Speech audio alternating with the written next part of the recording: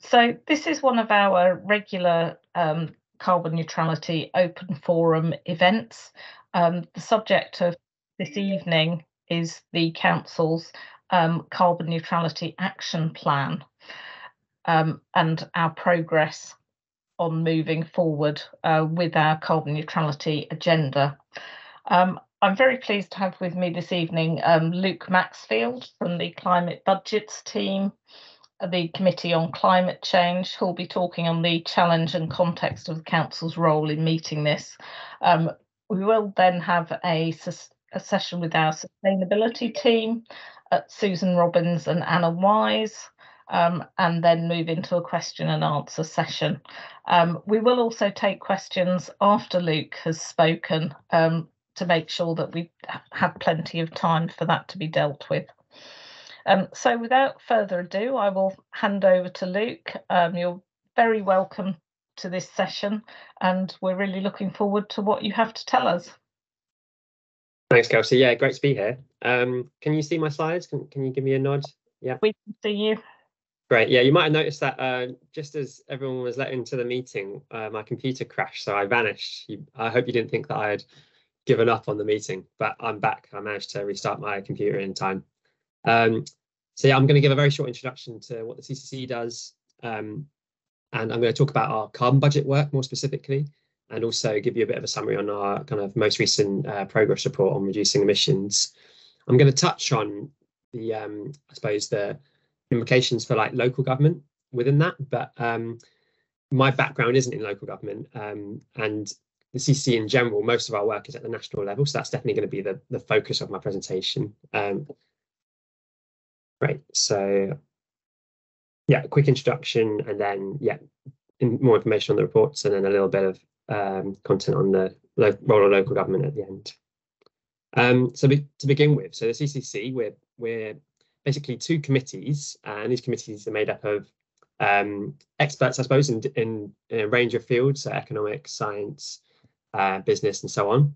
And they come together to steer the work that we do, the Secretariat, for them. So the committee basically sign off the work that we do, and I suppose at the end of the day, it's their sort of position that they're posing to government. So we have two committees, one focusing on reducing emissions and one on adaptation.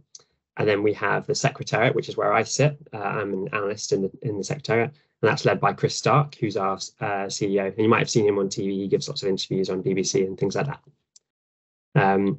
So the Climate Change Act is what gave rise to our organisation back in 2008. And that Climate Change Act kind of set the framework for climate policy within the UK.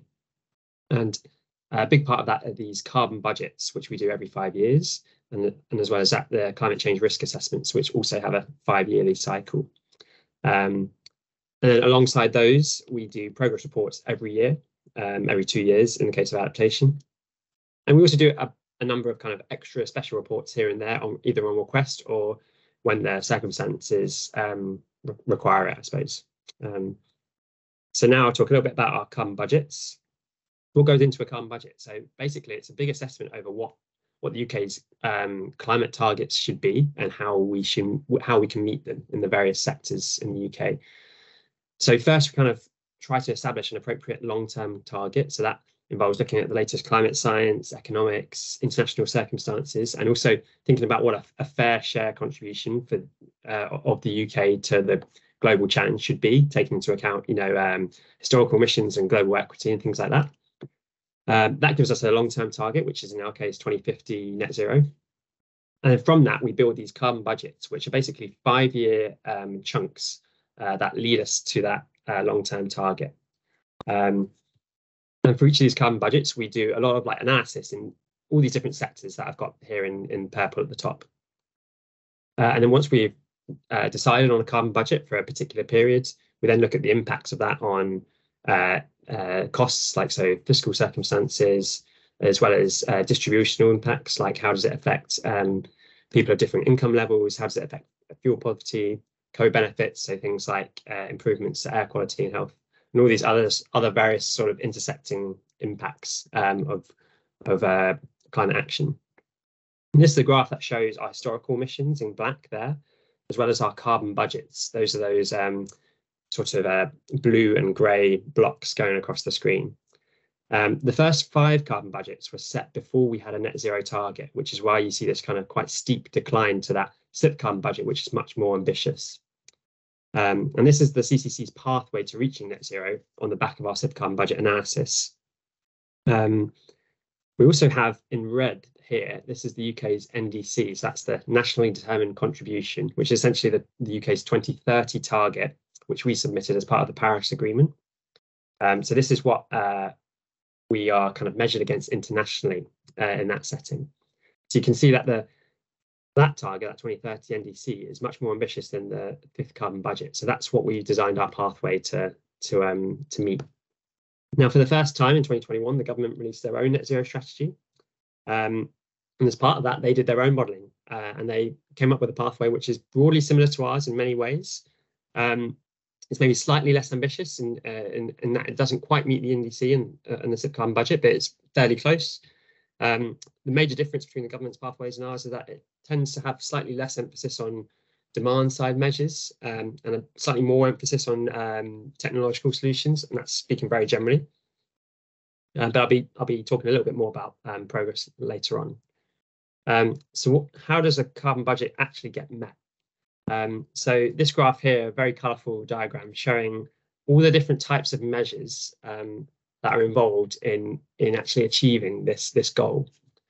So the line across the top, this is what we call the baseline. So what emissions would be if we took no further action. So if we didn't implement any further climate policies, emissions would stay relatively constant or maybe even increase a little bit towards the end of the period. The line at the bottom, this is the path that we need to take in order to meet net zero.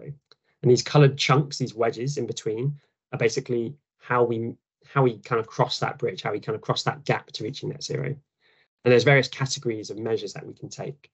So the first one is reducing demand. So that's things like me making a decision to take the bus instead of driving. There's also electrification, which is probably the major measure that we can take. So that's things like replacing fossil fuel technologies with low carbon technologies. So that's like boilers and electric cars. Finally, it's finishing the job in terms of decarbonising the electricity system. So we've electrified our technologies, but we need to make sure that electricity itself is green and from renewable sources. And then finally, at the end of the period, we still have some emissions left over, and that's where greenhouse gas removals comes into play. So there's emissions left over in the aviation sector, which requires really dense fuel, so it's quite hard to decarbonise, and also in the agriculture sector. So that leftover chunk of emissions is essentially offset by greenhouse gas removals in the form of things like bioenergy and capturing the carbon when it's burnt, or also emerging technologies like direct air capture. So when we do a carbon budget analysis, one of the main things we do is look at the costs and benefits of this programme of investment. So here you can see what the additional investment to the economy looks like in achieving the pathway that the CCC set out. So you can see it's quite significant programme of investment over the 2030s especially, and it starts to decline slightly toward the end of the period, but still remains at quite a high level throughout. What we find is, while that there's this big upfront cost in sort of getting these new kind of capital assets in place, there's also very significant savings when we operate those new technologies. So an electric car, for instance, is much cheaper to run than a petrol car because it doesn't require buying petrol. So as a result, these savings eventually outweigh the costs of the new technologies. And then the last slide I'm going to show on the carbon budget is this one here, which is just that a big chunk of the emission savings required involves some degree of personal or individual action of some kind. So that could be the example I gave earlier of me choosing to use active travel, choosing to walk, cycle, or get the bus instead of using a car. It could also mean me choosing to eat less meat, or choosing to fly less, or choosing to buy a heat pump for my home. The reason this is important is because those sort of individual or small business level actions are very relevant at for the perspective of a local government, because a lot of those actions and decisions are taken at the sort of community-wide level. So that's what I had to say on the carbon budget. I'll quickly summarise the progress report as well. This is what a progress report generally entails, like a review of emissions in that year, a policy assessment, and tracking key indicators of progress. Here is a slide that shows all of the sort of quantitative indicators that we assess in our progress report in 2023. So this is a slide containing 80 charts in one. Basically, we've got more information than ever to make an assessment of progress, and we have more information than ever from government on what they expect this to look like. So they have targets in various areas of the economy. We can track those targets now against real world data. And what we find is that we see some signs of positive progress, like these ones in green at the top. But we see lots where there's quite a lot of risk, lots of indicators that are off track to meeting those targets. And then plenty as well where there's insufficient data to make a judgment at this time.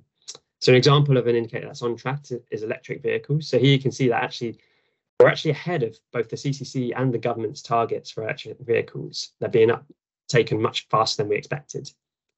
However, something like offshore wind is starting to look like it might be off track because the ramp up that we've seen, the good progress that we've seen over the last decade, isn't really increasing at the rate we'd hope it to be in order to meet the government's quite ambitious target for offshore wind. Another example of an indicator that's off track is heat pump installations, which is still at a really slow level and hasn't started to see that sort of ramp up that we've seen in electric vehicles, for instance. And you can see that by the end of the period, we need to be at somewhere between 500,000 and 1 million heat pumps being installed every year in our homes, and we're extremely far away from that at the moment. I'll talk about this slide very briefly. This is an assessment of our policy progress in different sectors. The colours indicate how risky we think the emission savings are based on the plans that the government has in place. The takeaway message is that the risk has increased in most sectors compared to our last assessment.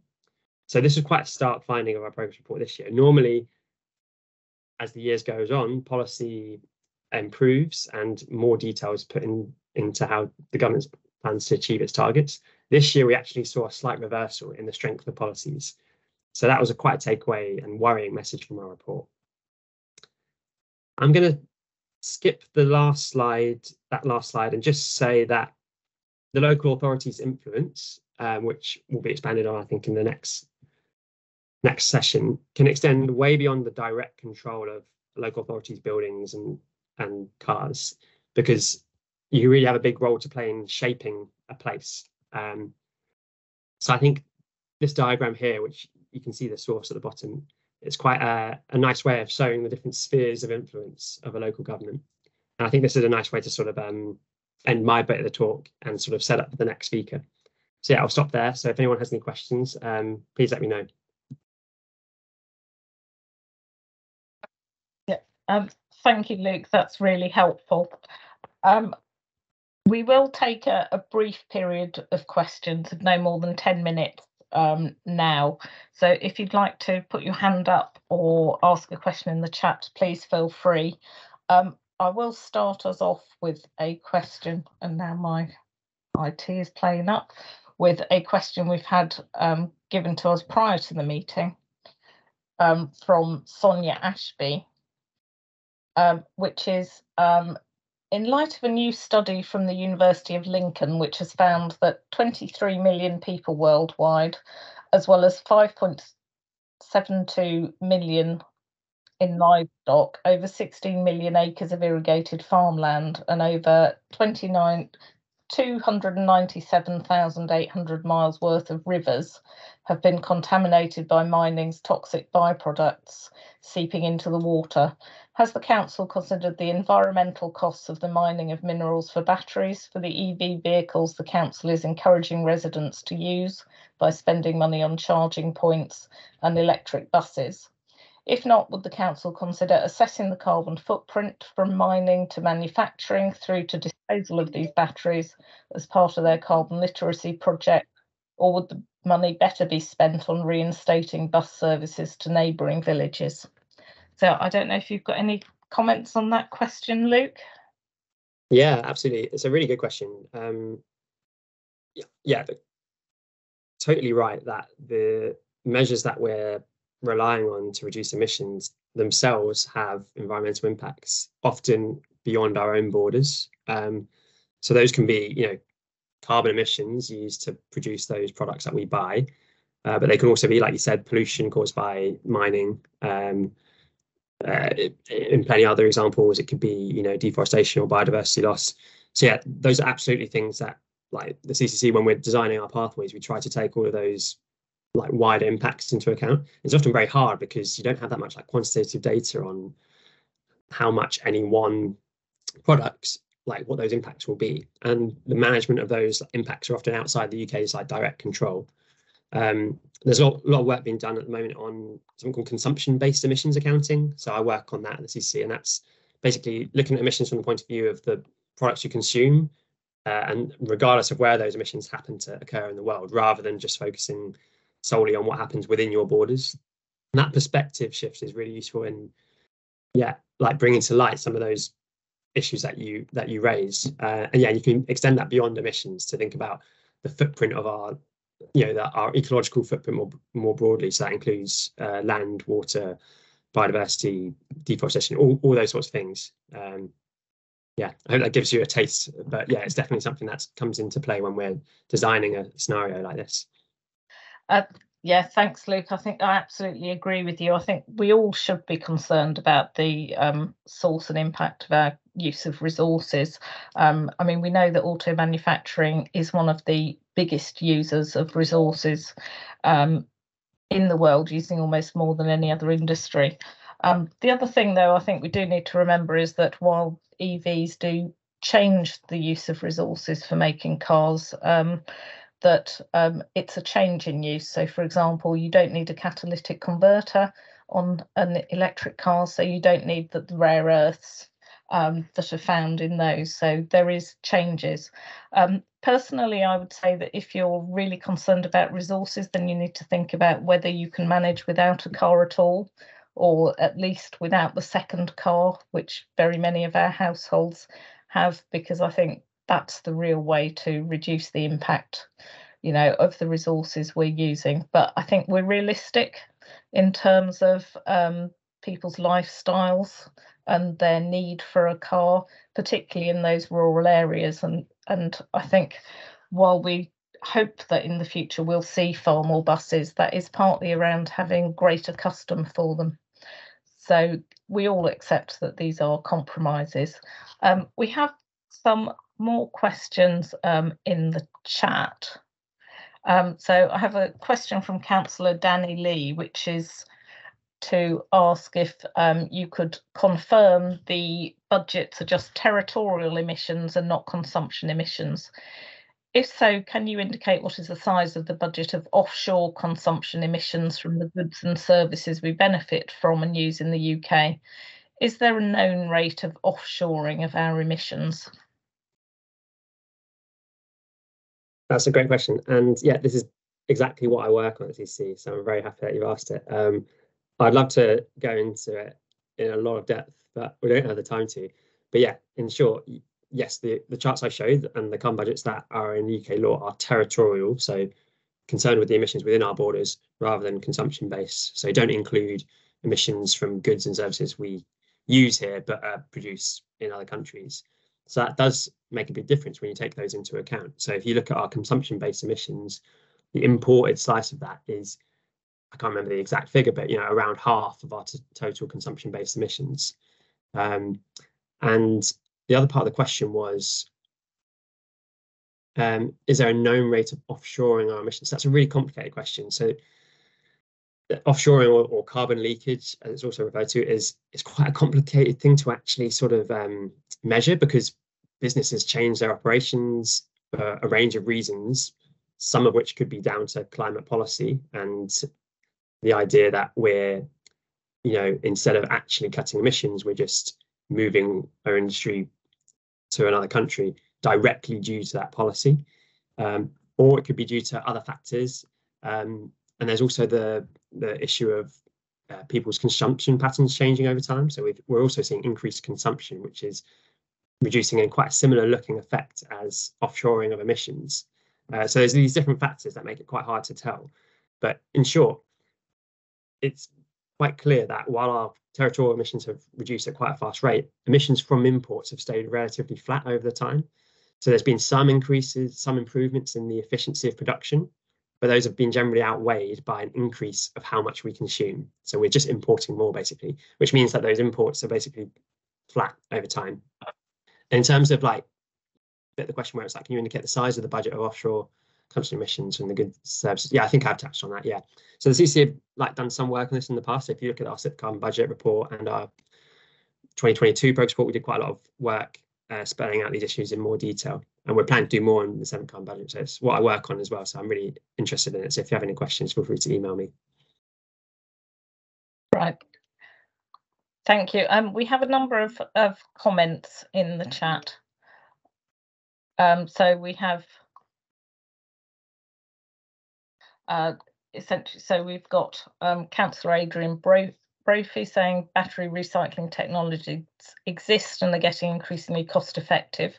There's no way of recapturing anything of value from burnt fossil fuels, which are only getting harder and more energy intensive to extract, which I think is a comment we understand. So we've got a few more comments about car usage and the fact that it's still cheaper to drive into Winchester and pay to park rather than take a bus, which I think we all accept is a significant problem. And also the fact that many of our communities in the Winchester district have no or a very limited bus service, which I agree makes it very difficult for people to take up other options. We do have a question from Stephen Cornwall. Are solar panels made so they can be recycled, and is there an active recycling industry today? If not, when do you think it will be in place? That's quite a technical question. I don't know. Yeah, it is. I don't know that, Michael. I'm a sort of a more of a generalist at the CC, and this will be one for my the power supply team. Yeah, I mean, all I can say is that like resource efficiency in general, which includes like recycling of especially industrial products, is like a big part of our pathway. So I'm sure recycling and repurposing of those sorts of technologies would be a part of that, but I don't know beyond that. Right, thank you. Well, I think we don't have any more questions in the chat. So Luke will be staying around and there will be an opportunity to ask him questions later on. So if anybody has any questions that they think of during our next presentation, then please feel free to write it in the chat. We'll now move on to a presentation from our sustainability team, Susan Robbins and Anna Wise. So welcome, Anna. Thank you, Kelsey, and just apologies to anyone who had difficulties with the link getting in, but you're here now, so that's all good.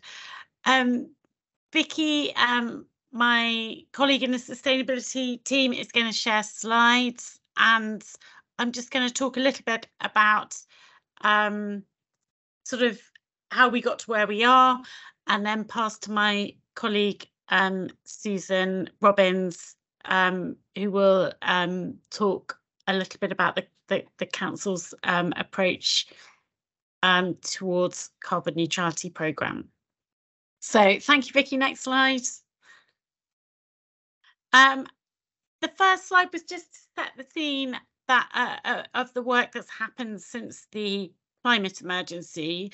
So the council declared a climate emergency in July 2019 with a commitment to publish its climate neutrality action plan within 6 months. So that was adopted and published in January 2020. Page down, please, Vicky. And also had a commitment to develop our biodiversity action plan, which was published in February 21, followed by the Green Economic Development Strategy, which is actually fairly closely aligned to our carbon neutrality work. And we work quite closely with our colleagues there. The Winchester Movement Strategy consultation on the transport schemes was consulted on in February 2021, too. And the local plan, which is quite an important plank in delivering our plans, had its what's called Regulation 18 consultation last November, and that includes some quite exciting proposals around low energy housing standards, adopting the LETI low energy housing standard, and on commercial buildings as well, and a range of other renewable policies. We also did some work realizing that we needed to know a bit more as a district, what we could do as a district. So we commissioned a carbon neutrality roadmap that was adopted formally in January this year, as was our carbon offsetting policy. And then the revised carbon neutrality action plan is about adopting the sort of key advice that we received in the roadmap. So that's been the journey that we've been on. Next slide, please, Vicky. Tackling the climate emergency is really embedded in our council plan, and this is just an extract of a graphic from the council plan. Our 4 priorities are living well, homes for all, your service, your vote, and vibrant local economy, but through the lens of tackling the climate emergency and creating a greener district. And our greener, faster focus is very much part of that. Next slide, please, Vicky. And again, as part of that focus within the council plan, we set out our focus, which is really about dialing down on emissions, as Sue will refer to later on, reducing carbon emissions, ensuring environmental resilience, and then increasing renewable energy as well, and then offsetting, looking at how we can create some carbon offsetting opportunities, perhaps for ourselves or for local businesses locally here within Winchester as well. So thank you. Yes, next slide. So when we commissioned the roadmap to carbon neutrality for the Winchester district last year from WSP, that provided us with a sort of set of expert advice and interventions to get us towards our 2030 target of carbon neutrality as a district. And then we just followed a process of internal consultation, so further external stakeholder engagement. It was presented to our Health and Environment Policy Committee in, I think, December last year. And then we've been formally adopted in January this year, and prioritising the interventions and quantifying the carbon impacts. And as Sue will talk you through the 5 pathways that we are now following, and that will all be sort of incorporated into the revised carbon neutrality action plan. So we have had workshops with our stakeholders during the development of the roadmap. The HEP committee, as I say, has had an opportunity to comment. Obviously, internal officer consultations at senior and sort of more my level, and we also did hold an open forum as well, and briefings for elected members on that. So we hope that we've consulted quite widely, and I'm now going to pass to my colleague Susan to say a bit more about the actual detail. Thank you very much, Anna, and good evening, everybody, and very pleased to be able to give you an overview of our approach for the Carbon Neutrality Action Plan. Thank you, Vicky. So as Anna has highlighted to you, there is quite a bit of context to the background work that we've done on our priorities, on our strategies, and developing our evidence base to give us the direction for the Carbon Neutrality Action Plan. And further to that, our approach has been to look at the emissions data that is provided, and that is from the government statistics. And we have great support from WINAC, who produce an annual report of the district emissions, and we use that as a reference point for looking at some of the priority areas that we want to tackle going forward, and we will continue to do that. And from that, we have devised a slightly new approach to how we are bringing together all the projects and interventions that are proposed for the district, and looking at them as a range of some priority actions, but also supporting interventions. And it's those pathways, so I'll touch on some of the data, the pathways and the interventions, and that's really what I want to talk to you about this evening. Thank you, Vicky. So looking at the data, this is from the 2020 data, and it is territorial, but it shows the scale of some of the challenge that we have. Now, we know that we need to update this. Government has issued and WINAC has provided the data for 2021, but it just shows the areas that we need to give attention to, and transport is clearly one of the highest sources of our carbon emissions, and of that you can see that there's a breakdown between motorways and A roads and minor roads. And then following on from that, domestic, and this is how homes are heated primarily. So this is the electricity and the gas use within the homes. And what we've done within the work is to further explore some of the other data sets that sit behind those emissions data to understand how our area might be performing, and we can use these perhaps to track change. So, for example, government provides information on the number of cars that are registered in the district. It also provides information about the number of low emission vehicles that are registered here. And for domestic dwellings, we have the EPC rating. We know how that is related to whether they're owner occupied or social rented, for example. So we can go a little bit deeper into some of that emissions data to actually then help us focus in and target on some of those priority areas. Thank you, Vicky.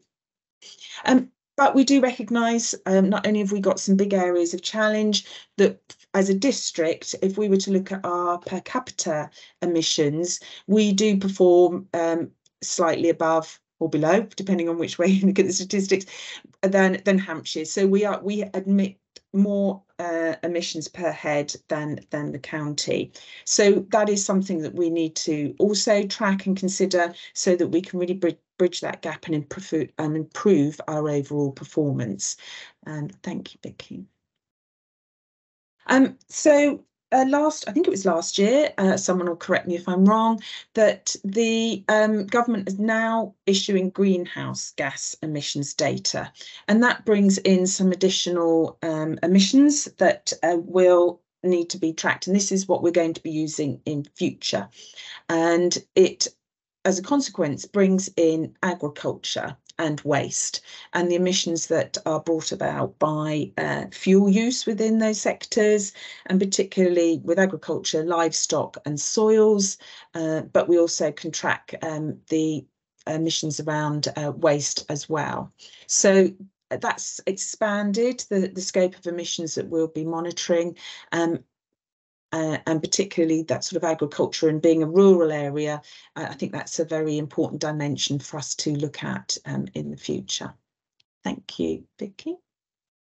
So looking at the roadmap information that was presented from the consultants, WSP, we are looking at how we can bring together all this information into a way that creates a pathway to the target of carbon neutrality by 2030. And the way that we're going to gather and bring together the different actions and interventions is through 5 pathways. So the first one is reducing energy consumption, and as Anna mentioned, this is about the sort of dialing down. I heard a presentation from a community energy organisation, and they were talking about this in the fact that, you know, you need to reduce the consumption, and then that means you don't have to generate so much renewable energy. So that's the number one pathway for us. And looking at Luke's presentation, I see that they also have that, you know, the reduce first. So after that, we know that the transport emissions are the highest source. So we have to address reducing transport carbon emissions. The third pathway is then increasing renewable energy generation and purchase.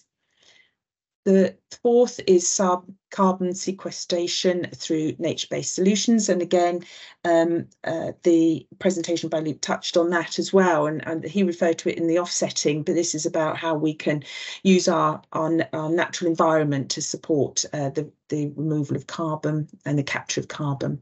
And then finally, the fifth one is around how can we create local carbon credits. So again, are there other local projects and initiatives that we can do that enable that capture and storage and provide an opportunity for local offsetting? As mentioned, we took the roadmap to our policy committee to test out their view of the priorities and the interventions that were proposed within that roadmap. And it was clear from the feedback that the committee recommended that we did need to prioritise the actions and look for those with the highest impact within our scope.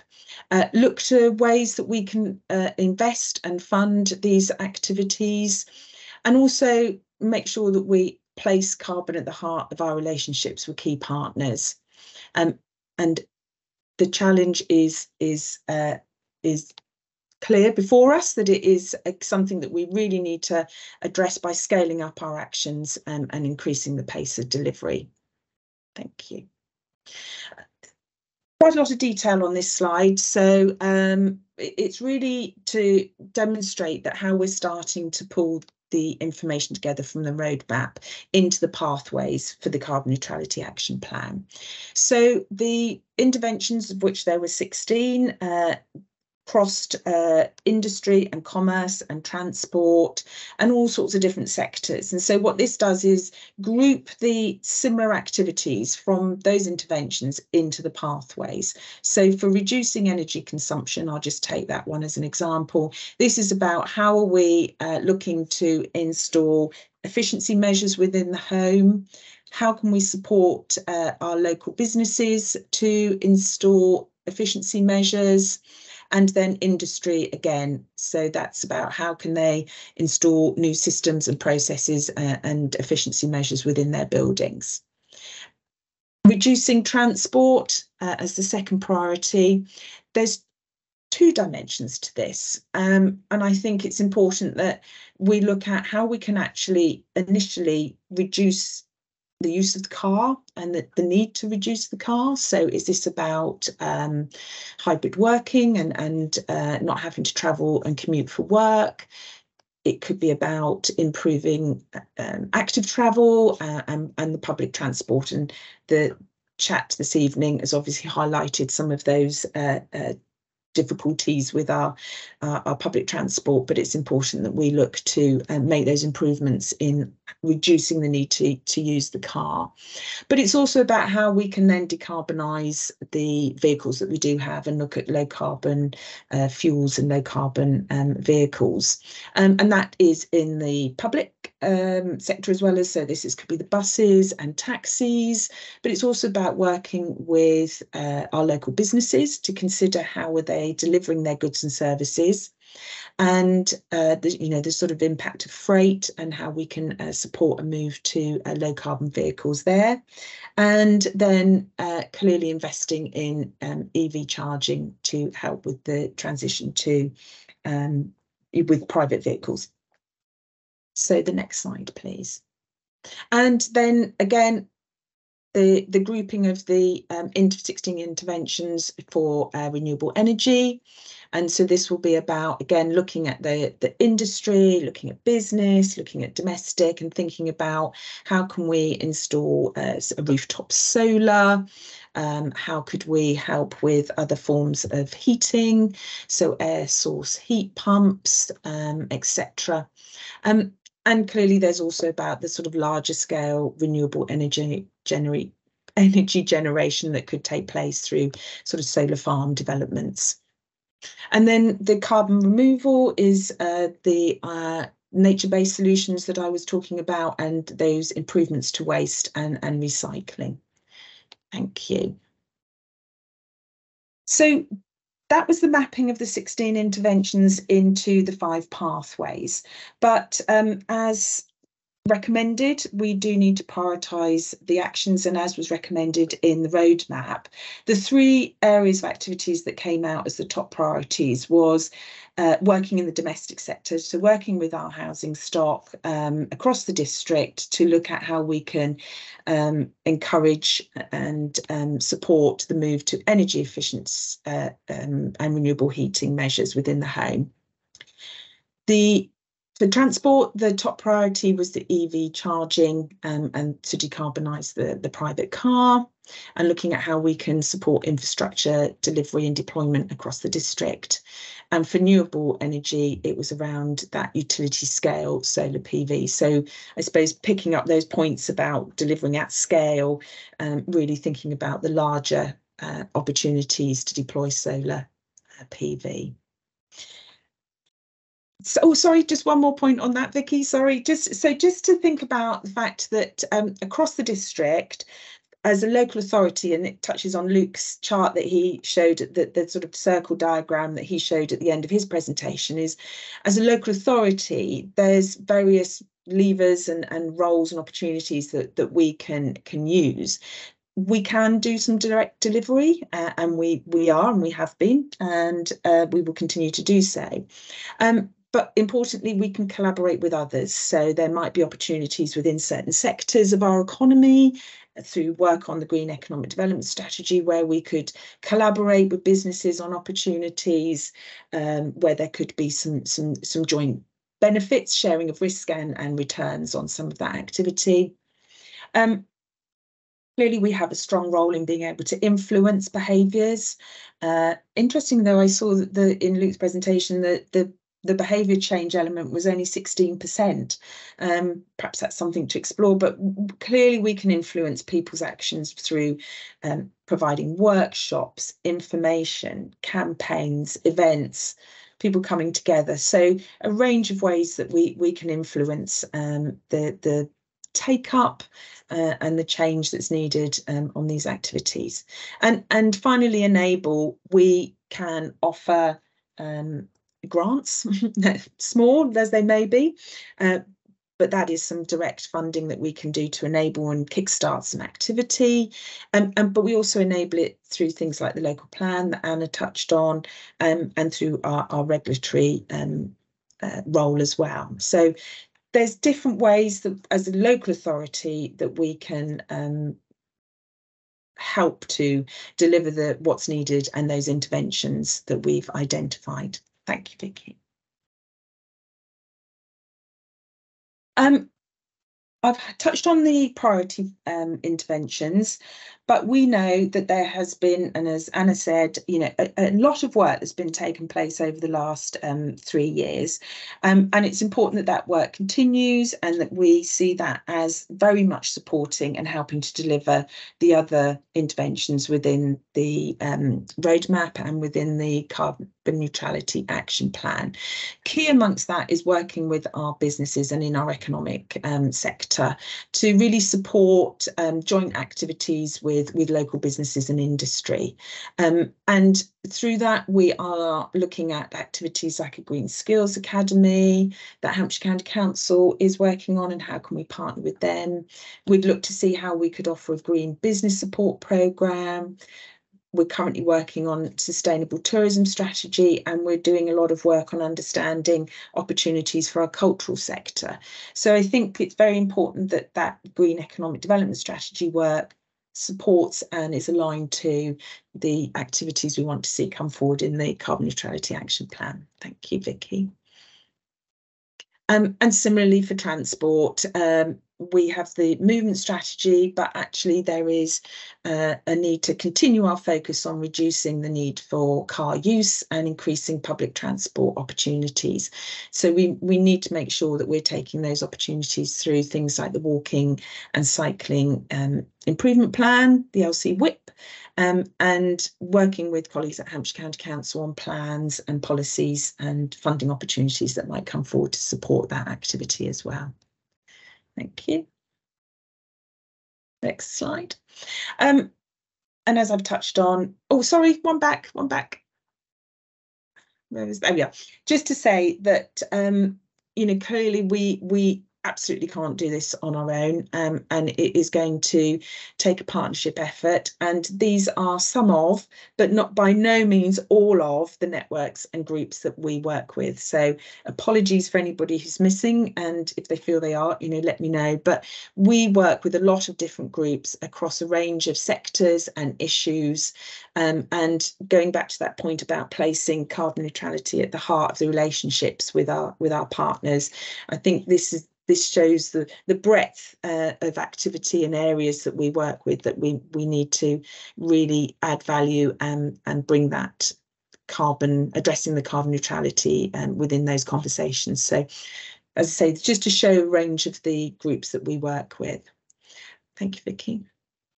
And so what we are looking to do is have a climate and green economic strategic partnership, which will be a core number of agencies, partners, institutions that will really provide a steering group for the Carbon Neutrality Action Plan and Programme. But within that, it would very generous offer from WINAC to support in creating some task and finish groups where some experts and those directly involved in those areas of work, so the retrofitting, transport and renewable energy, come together and they really address and start to work on the delivery of those interventions. And we have our regular carbon neutrality open forums, and we'll continue the conversation with you on our programme as it goes forward.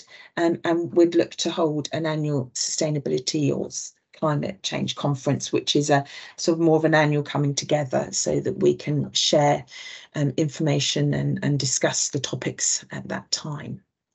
Thank you.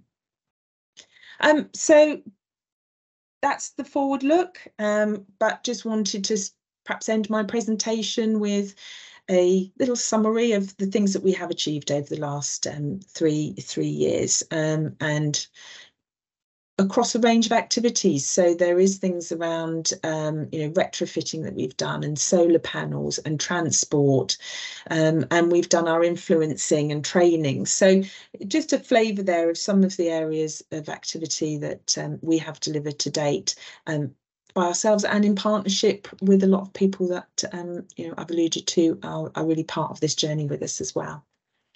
So thank you. I think that might be my last slide, and I'm just going to hand over to Anna, who I think is going to say a few words on the very latest district data. Thank you. Thank you, Sue. We do have some colleagues from WINAC, Winchester Action on the Climate Crisis, on the call, and they I just thought I would give an overview of our latest district carbon footprint, which is drawn from their figures. So next slide, please, Vicky. So DESNZ published its figures at the end of June this year, which relate to 2021. I've put the link in there for anyone who's interested. So the figures that we had prior to that were 2020, which were impacted obviously by COVID. So there is an increase for the 2021 figures to 839 kilotons of CO2, which is up from 789 in 2020, but it is a decrease down from the 2019 level. So I think the main takeaway of WINAC's analysis of this is that the impact of COVID, that sort of beneficial drop that we saw, is fading, but we haven't returned to pre-pandemic levels. There is a 2.8% a year decrease that we've seen prior to COVID, which equates to 36.6 kilotons of CO2, but we now need to achieve 144 kilotons of CO2 reduction rate per year to achieve our quite challenging target of carbon neutral by 2030. And they've modelled two trajectories. So there is a straight line trajectory, but also a sort of front-loaded trajectory with that they WINAC is proposing. There's now also includes some of the other Kyoto gases, including methane. So I think with the methane now included, there's a much larger signal coming from agriculture, that agriculture makes up a higher proportion of district emissions than perhaps we realised before.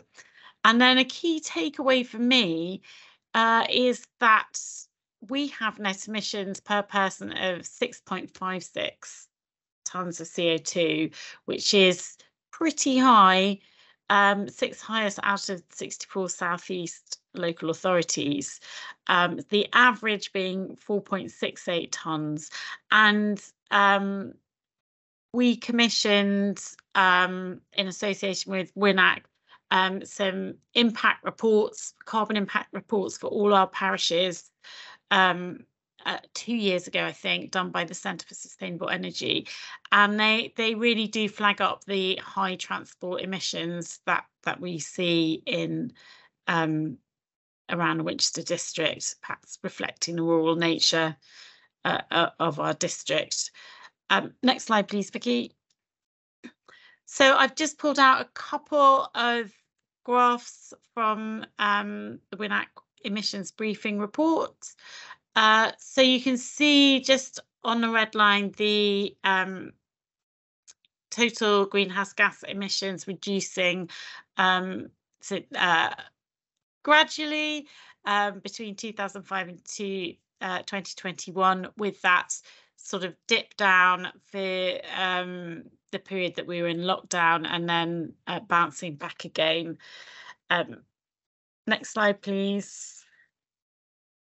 These are the trajectories that they have modelled.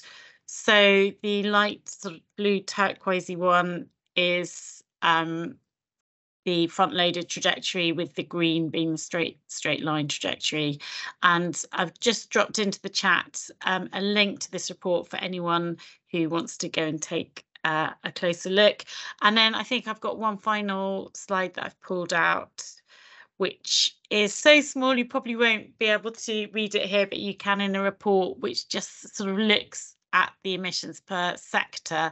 And sort of this sort of bump in the middle is the transport emissions, which make up about 55% of our district. And then together with domestic, that really is the lion's share, about 85% of emissions across our district. But now with the CO2e figure incorporating the methane, there's a much stronger signal from agriculture just on the far right of that graph. So I hope that's you've enjoyed hearing about the plans, and I'll hand back to Kelsey. Thank you, Anna. And so Sue and Luke, would you like to show yourselves back on the screen, and we'll run through a few of the questions. We've got a couple for Luke to start with. First of all, from Joe Crocker, who's from WINAC, to Luke, which is, what gives you hope that reaching the target will happen? Oh, you're muted, Luke. Oh, sorry. Yeah, that's a great question. It changes day by day, I suppose, what I'm feeling or what hope I have. But I think at the moment it's just a very sustained sort of like increase of this issue in like the public consciousness, I suppose. Like I've never seen it be like this close to the surface of like the conversation all the time. The fact that you go into any major like news website, the BBC, for instance, has climate change as their like #2 issue on their website row, and I just think that like persistent, sustained attention of the issue is just like really promising. It just wasn't many years ago at all. You don't have to look back far to when it was like barely mentioned in the media at all, and that's just not the case now. And like, yeah, everyone sort of recognises that they have a part to play in it to an extent that has never been the case, I don't think. So that's the thing that gives me hope, because I think it's really snowballing. Yeah. Right, thank you.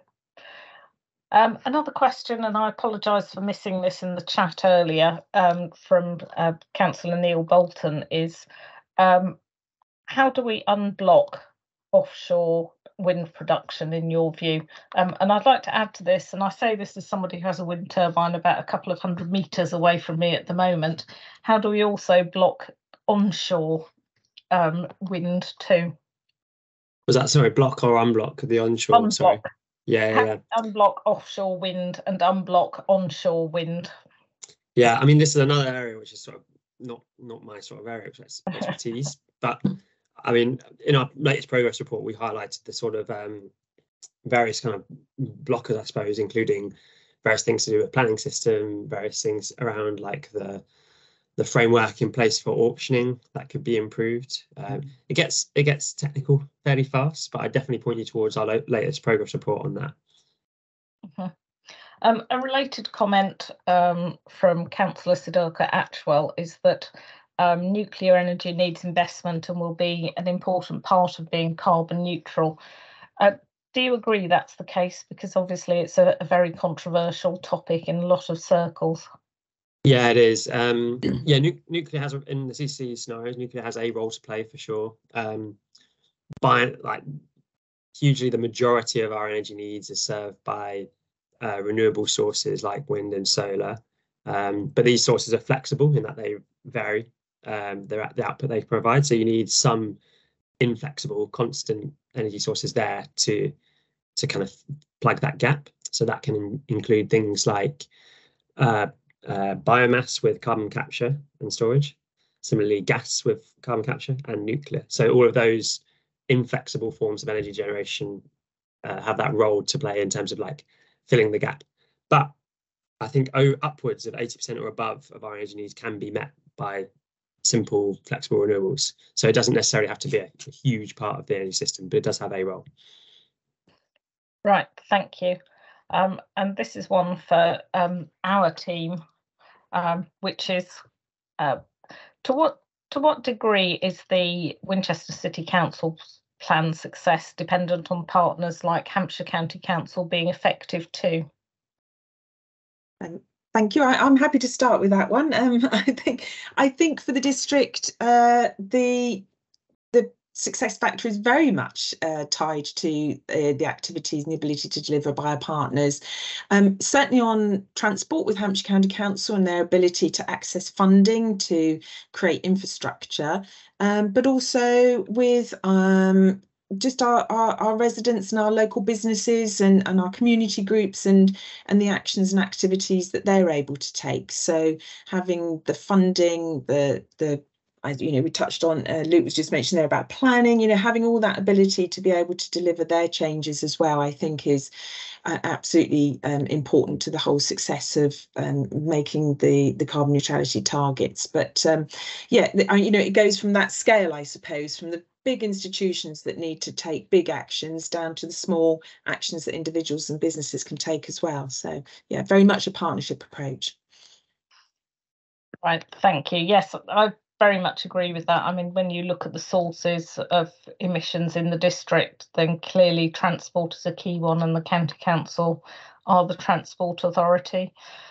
But also you have other issues like agriculture, which are not in local authorities' control, but potentially within national policy could make a difference. Although saying that, we can, as has been said, use our influence where possible, as well as any levers we have in the local plan, although that's very much around change of land use rather than existing land use. Yeah, and I think, sorry, just to further that, it's quite often that if you want someone to, reduce their use of car, that's often quite wedded to the fact that there needs to be another option available. So it's the two things coming together are so important. Yeah, and also from Councillor Brophy, could achieving overall carbon reduction nationally increase the local footprint? E.g. more people working locally rather than commuting further afield? And do we factor in any of this increase as an acceptable net effect? I have a feeling that this is so complicated that we'd have trouble putting the figures together, but also that should cancel out a bit with kind of people who currently work here also not travelling into the district. I don't know if either of you got any comment on that? I can comment briefly just in the context of our council carbon footprint. So we include home working and commuting within scope, and we haven't finalised our carbon footprint yet, but the initial data coming back is that we've seen an increase in emissions from home working, and I was curious as to why that would be. Because we probably have slightly less home working, but we think it's because previously there might have been 4 people in the house or 3 people or children at home doing schooling, whereas now it could be that you're working in the house on your own, with children being back at school and a greater return to the office. And then that has a bigger weighting than if you're heating your house, but there's several people in it. But overall, the domestic emissions are not dwarfed really by the transport emissions, tend to be much bigger. So if you're working at home in an energy efficient house, that's probably the overall best policy. So that's just a small insight from a council point of view. Yes, I was going to add that of course if you've got a very low heating bill, live in a house which doesn't need very much heat in it. Indeed, if it's a passive house standard, then it may be that just you being in it is sufficient to keep it warm enough rather than needing extra energy to heat it. So those kind of energy efficiency measures will definitely help with that. We've got a few more questions have come in. So I think this is definitely one for Anna.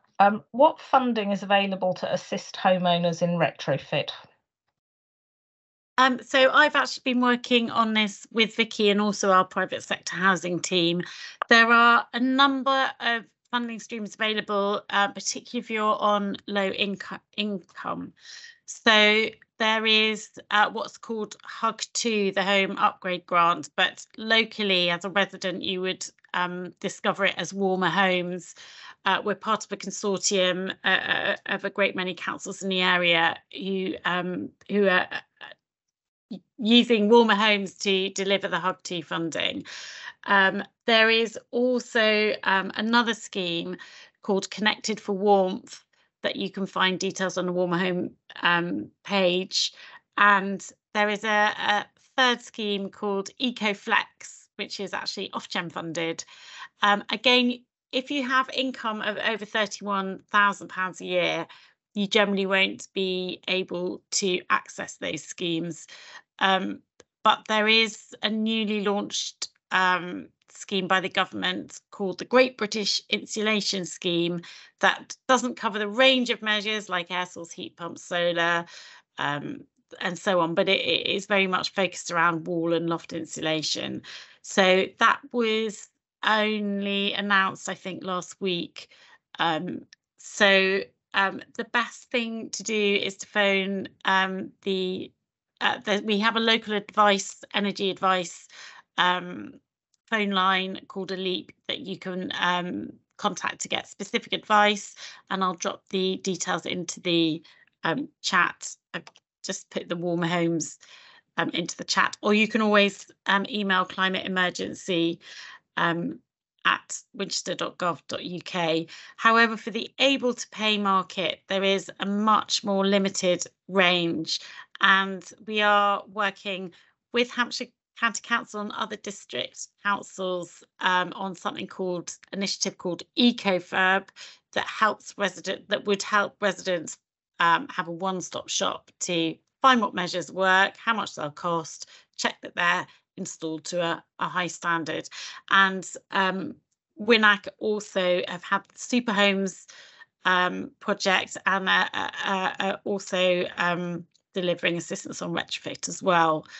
So in summary, if you're on low income, you can, or if you've, and particularly if you also have health issues or something that would support that, then the Warmer Homes route is probably the best one to go down. Able to pay, not so much assistance available, but do take a look at Great British Insulation. And also Hampshire runs some really good schemes like Solar Together and Reverse, which is a reverse auction for solar panels. So registering for updates. They've also done a sort of reverse auction to get renewable electricity and gas on a sort of more competitive price. So there's a bit of help available there too. Yep, thank you, Anna. So another question for Luke. Is there a plan to raise the profile of nature-based solutions and do more for sequestration? If so, any new ideas and plans emerging and supported by your organisation? Yeah, so nature-based solutions, and I suppose in general, land-based measures for both mitigating climate change and adapting to climate change are like central to CCC's work. What we're trying to do at CCC more recently is tie together the various different considerations and needs we have of our land, tie them all together when we're thinking about our future pathways to net zero. So whereas in the past maybe we focus more on like thinking about carbon emissions alone, what we're trying to do more is consider other things such as, well, obviously adapting to climate change, but also the biodiversity considerations for the UK as well. So taking all those things together, nature-based solutions still have a really important role to play, and the co-benefits of like designing, I suppose, landscapes that are good for both biodiversity adaptation and capture carbon means that those co-benefits make those measures more attractive, essentially. So yeah, they're going to keep playing a big role in our pathways. Yeah, and the second part of the question, any new ideas and plans emerging supported by your organisation? I don't know of any like particular new ideas. I suppose a lot of what's advocated for in that area has been known for a while now. But I think we're trying to be a lot more holistic than the way we think about it. Again, I'm not in the land team, so I can't give a better answer than that. But if you want to know more, do just email me and I can put you in touch with the right people. Yeah, I think we're still waiting on news about how the government's going to support agriculture going forwards, which obviously will be one of the big levers that will be able to be used in this area. Yeah.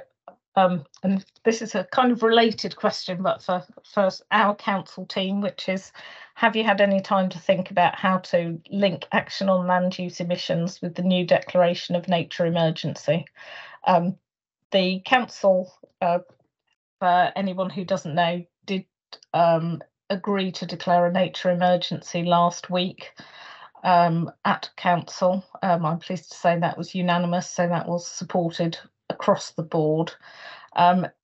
In terms of its impact on the work of the council, it's still early days as to how that might evolve and change, but we'll certainly be considering that. I think it is is quite a resource intensive area of work, and the council has limited land of its own, so we will have to look at what levers we can pull as far as that goes. That was from Chris Holloway from WINAC, who also thanked us for using their charts. But I think we'd like to thank WINAC for the amount of work they save us doing ourselves. It's very useful, and it also helps that it's been effectively independently verified by someone outside the council. Right, unless anybody leaps in very quickly, I think that's there's just one question we've missed, which I think may be beyond those of us on this panel this evening, which is, how does costs of carbon capture and storage compare with nuclear power? I can comment on that very briefly. I've just looked it up in a report, which I could share a link to as well. So earlier this year we did a report on the power system, so how it can both be decarbonised and stay resilient in the face of a changing climate. So when we did this modelling, we had to make assumptions over what we assess the cost of these technologies to be over time. So looking ahead to the 2030s, our assessment was that nuclear, which is around, let me get it up, around £90 per megawatt hour of energy today, roughly. We see that falling to around £60 per megawatt hour towards the end of that period, so into the 2030s. Whereas carbon capture and storage, so if you've got a gas plant with carbon capture and storage on it, we see that, to be honest, a similar range, 70 to 90 megawatt hours. So they're broadly comparable. I hope that answers your question. I can share the link to the report if you're interested. No, that's very helpful. So thank you, Luke. So I think that brings us to the end of our questions.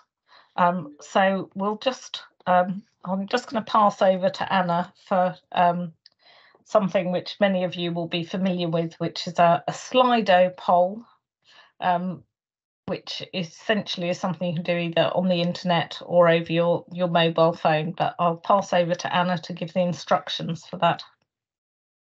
Thank you, Kelsey. Yes, everyone hears a lot from us during these events, so I thought it'd be we'd quite like to hear a little bit from you. So we've done a quick Slido poll, word cloud poll, and I will just share it. You can scan the QR code, or you can go to www.slido.com and input this code here. And this should bring up the question, and you can put some answers in.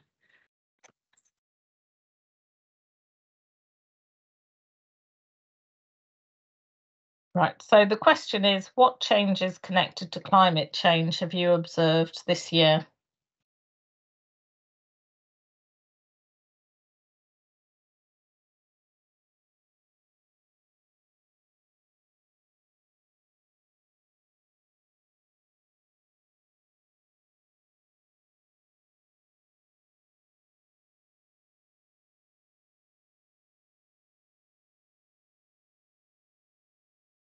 So Luke, I don't know if you have a formal way of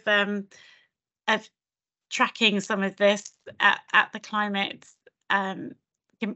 Change Committee.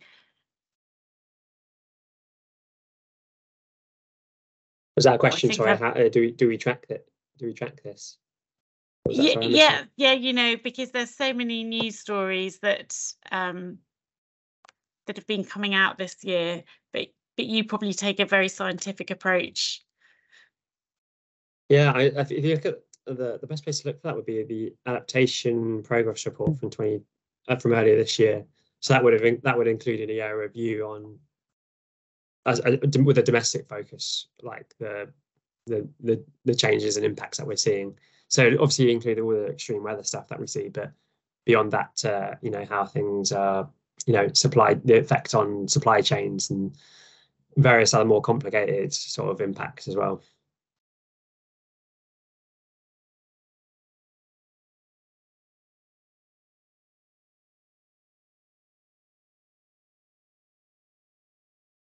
Yeah, so we've still got several people typing away, so we'll give them a chance to finish before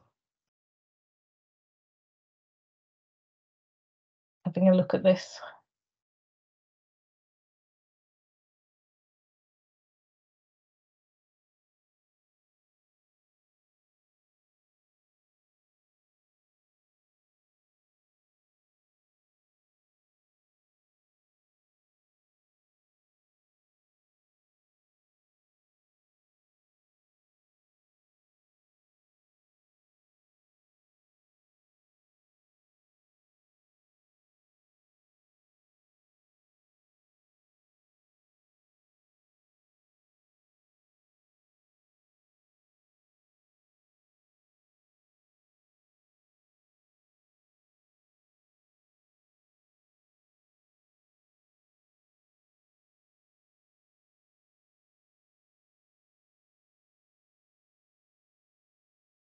Right, everybody's finished typing their answers. So I think you should all be able to see the word cloud that we created on the screen. I think what this highlights is how many of us are really starting to register the effects of climate change in the world. I don't know if you want to say anything, Anna.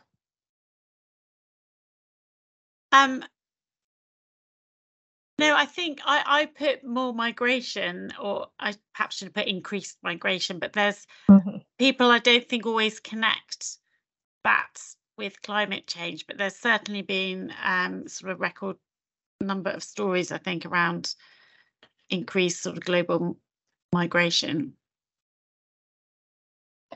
Yeah, I think we are all seeing, you know, a significant number of effects connected to climate change, which I think is bringing it home to us all that it is really starting to make a difference. I think we've all, you know, with record heat in the UK, that increased heat and humidity that's mentioned in here, it's definitely making a difference, and obviously is something that we will have to adapt to as we go forward.